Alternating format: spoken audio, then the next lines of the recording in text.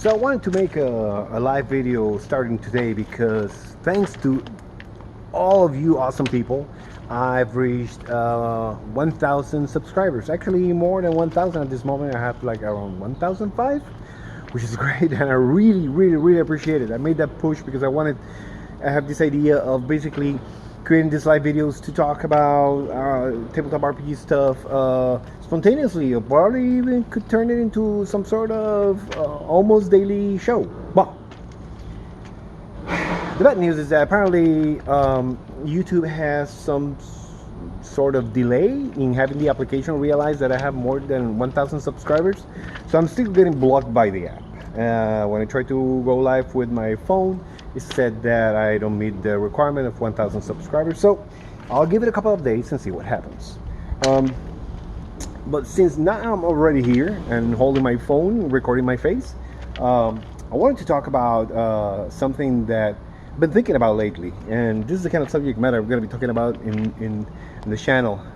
And it's about the player experience. And I think there's a big focus on having in basing player experience, like having players allowing players to have a really good time in our games, and we're basing it for the most part on the setting, the importance of the setting. And I understand the setting is very important. You gotta have a good setting. You gotta have a place that has, for the adventurers to develop, you gotta have a good place where things are interesting and varied and wondrous and wonderful or interesting, all that. But I think that there's a point that we're probably missing, and it's probably missing for most tabletop RPG design, and it's that you can always improve on the player experience by mechanics, by the system's mechanics. So you can create a game, create a system, an RPG game that has a system which improves the experience of the players, even if your setting is not that wonderful, even if your setting is not that original or fantastic. And that's one of the things I try to do, for example, with 52 Fates,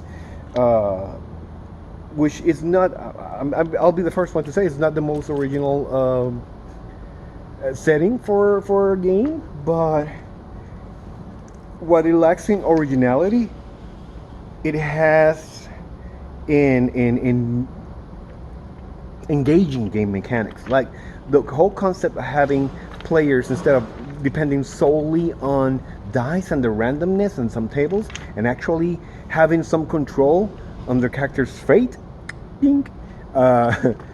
by having a card, a hand of cards to play and decide which card are we going to be using, what do I have available, gives them a certain control, an extra control to what's going to happen to their character. And I think that's essential.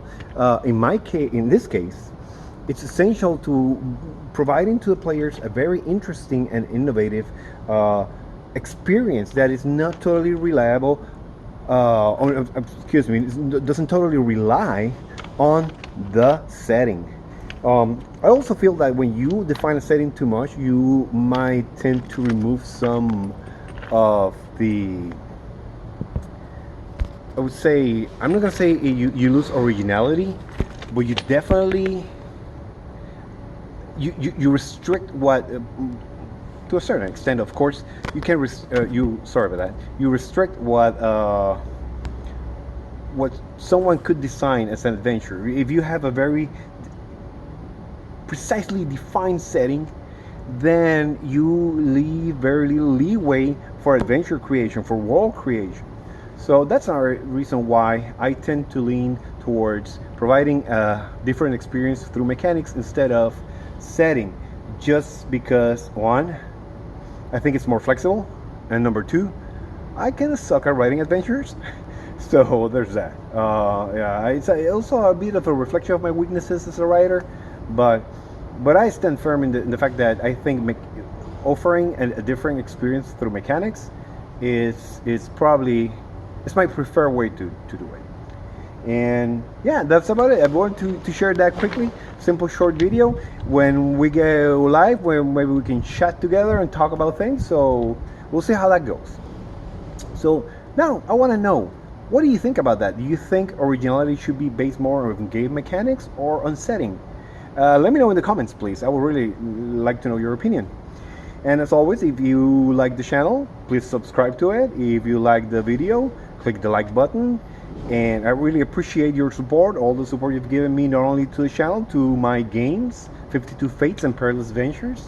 And eventually I'll be announcing the Kickstarter. I'm probably going to start with 52 Fates because it's the more original of the two systems.